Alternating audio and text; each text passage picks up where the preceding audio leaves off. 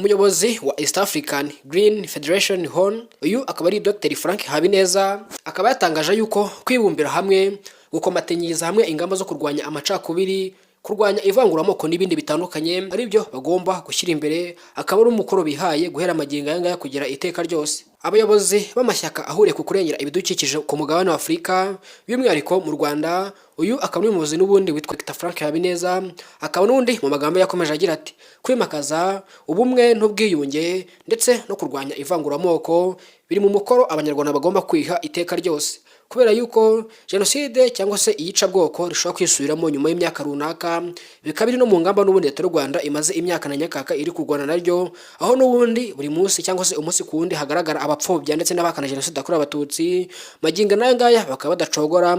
Gusa icyiza ni uko bavuka n'undi rubyiruko n'ubundi umunsi ku wundi rwiyemeje guhangana n'abo bantu ndetse no kugaragaza ukuri kwa nyako. Muri iyi minsi ya none ibiborohereza akaba imbuga nkoranyambaga, yaba abapfobya ndetse n'abahakanya jenoside yakorewe abatutsi nabo baza kubarwanya cyangwa se kugaragaza ukuri kwa nyako, bose bahurira ku mbuga nkoranyambaga. Leta y'u Rwanda n'ubundi ihora ishishikariza abiganjemo urubyiruko kwitwararika ku mbuga nkoranyambaga, cyane yuko yamaze kubona neza ko abakoresha imbuga nkoranyambaga yiganjemo abapfobya jenoside yakorewe abatutsi, aho n'ubundi imbuga nkoranyambaga bazigize intwaro, aho n'ubundi aho bacisha ijwi ryabo rikagera hose. Biri no mu mpamvu zatumye leta y'u Rwanda n'ubundi ishishikariza ndetse ikanakangurira urubyiruko rwayo kwifashisha izo mbuga nkoranyambaga ihabya ndetse ikanagaragaza ukuri kwa nyako ku mateka yabaye mu Rwanda mu mwaka w'1994 na mbere yaho.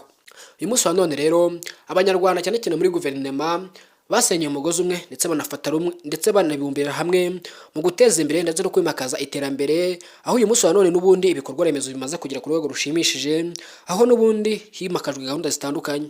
Nko guhera mu mwaka w'2000 leta y'u Rwanda yashyizeho ubumwe n'ubwiyunge, aho n'ubundi hagiye haza icyo bita inkiko gacaca, ngo abakoze jenoside mu Rwanda bakabihanirwa ndetse bamwe na bamwe bakanababarirwa bitewe n'uburemere bw'ibihano byabo. Nyuma yaho rero hakomeje himakazwa gahunda y'ubumwe n'ubwiyunge, aho n'ubundi abaturage bagiye bababarirana, yaba uwahemutse n'uwahemukiwe bose bagahana imbabazi.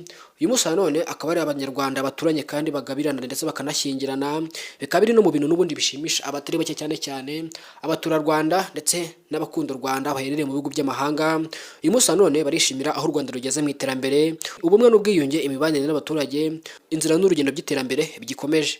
Nshuti bakunzi, mudasiba gukurikirana amakuru n'ibiganiro byacu hano wisanze. Nimba uri mushyashya ni kuri TV Rwanda, komeza udukurikirane ubane natwe umunsi ku wundi, ukomeza ukurikirane amakuru yacu. Nitwa Elizabeth Tayifu, ndabashimiye cyane, Imana ibarinde.